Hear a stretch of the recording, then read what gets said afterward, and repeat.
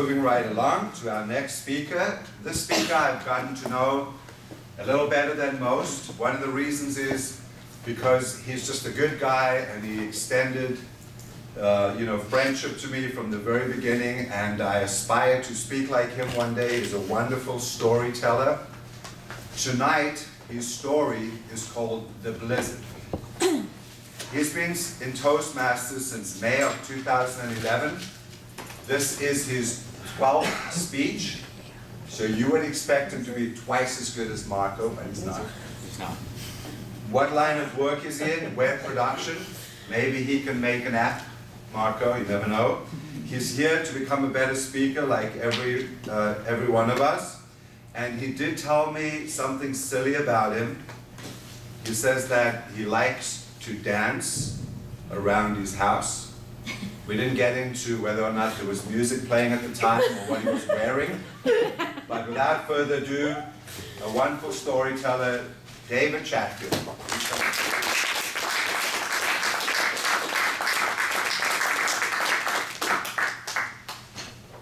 Fellow Toastmasters, welcome guests. For your enjoyment, The Blizzard. January 2nd, 2007. The time was around 7 or 8 o'clock at night.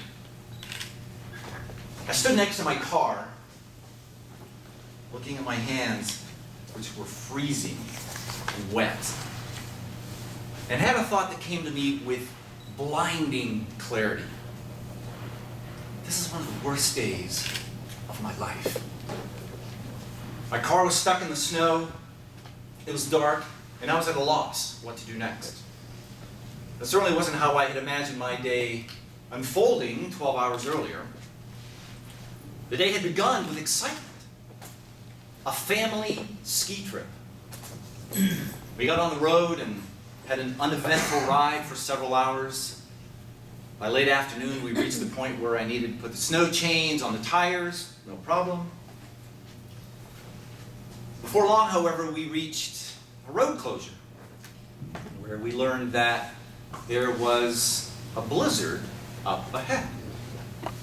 We needed to wait for a few hours while snow plows cleared a path for us to get to the city of Mammoth. We sat in the car, joked, laughed, played music on my iPod, played some games. It was all good. After more than an hour of this, the roads were open and we slowly made our way, 10 to 15 miles per hour at the most. Finally, we reach Mammoth, where it stopped snowing. But the snowbanks in some areas are 10 to 15 feet tall. Everything's covered in snow. Stop at a store, have a conversation with the person behind the register, tell them where in town we're staying. The person says, "Oh yeah, that place has a tricky driveway." When we reach the property, I see it's not really a driveway, it's really a road, about 100 yards long, that cuts through a community of condos. It's on an incline, and about halfway up you can turn to the left or to the right to get to condos over here, condos over there, or you can go all the way to the top to reach yet more condos. As we're driving up the road, we realize it's impossible to read the signs because we're covered in snow. Then I got stupid. It didn't occur to me that if you're in the middle of an inclining road that's covered with a couple of feet of snow, you shouldn't stop. So naturally, that's what I did. I figured I'd get out of my car, go brush the snow off one of the signs, see where the condo is, hop back in my car, get us to that condo. The car, however, was now stuck. So I gave it a little bit of gas. Snow chains came right off the tires. So I couldn't deal with the snow chains with my ski gloves, so I pulled out some workman's gloves, like you might see and use in your backyard.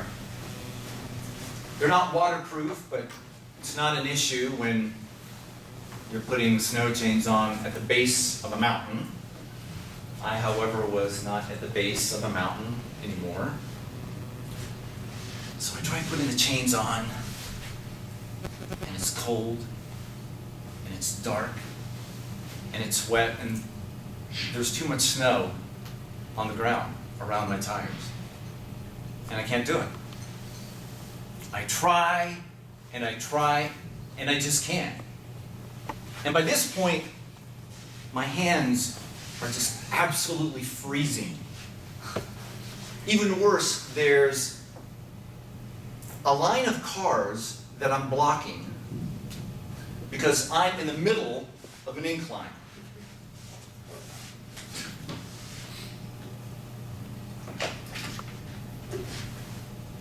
People are honking. This guy gets out of his truck and he starts cursing at me, yelling angrily. My 2 young daughters, who are in the car, are in such distress that they start crying.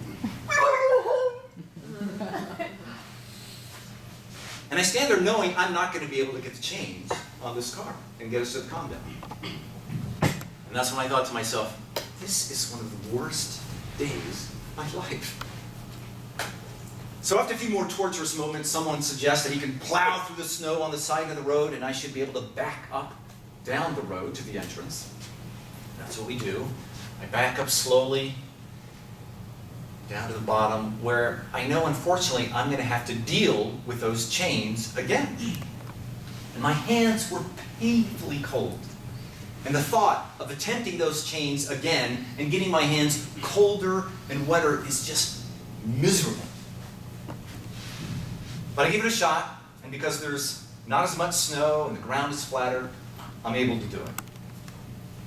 We don't feel much better, however, because we know that there's no way I'm going to get up that driveway. We also know that there's nowhere else to stay in town because every hotel room in the city has been taken. So we're feeling down, very depressed, but also hungry. So we figured, let's just go eat. So we go to a restaurant, and the entire meal, we're all morose because we know what's ahead. Another attempt getting up the driveway. So we make a plan. We're going to drive at a slow, steady pace all the way to the top without stopping. So we get to the top, and we start making our ascent slowly, slowly, slowly. And then something in the snow causes us to stop. And I can't believe it. I almost start screaming. I get out of the car to check what's happening. And fortunately, the chains are still on the tires. And I'm thrilled because I don't want to do anything to make the chains come off the tires. So we get an idea. My wife will get behind the wheel and she'll give it a little bit of gas, move the car forward, then take her foot off the gas, let it roll back, and then give it just enough gas, at which point I will use my giant muscles to push the car, giving it just enough force to get forward momentum. And it worked. We dislodged the car, we got to the top, we made it to the condo, and we had possibly the best ski vacation that we ever took.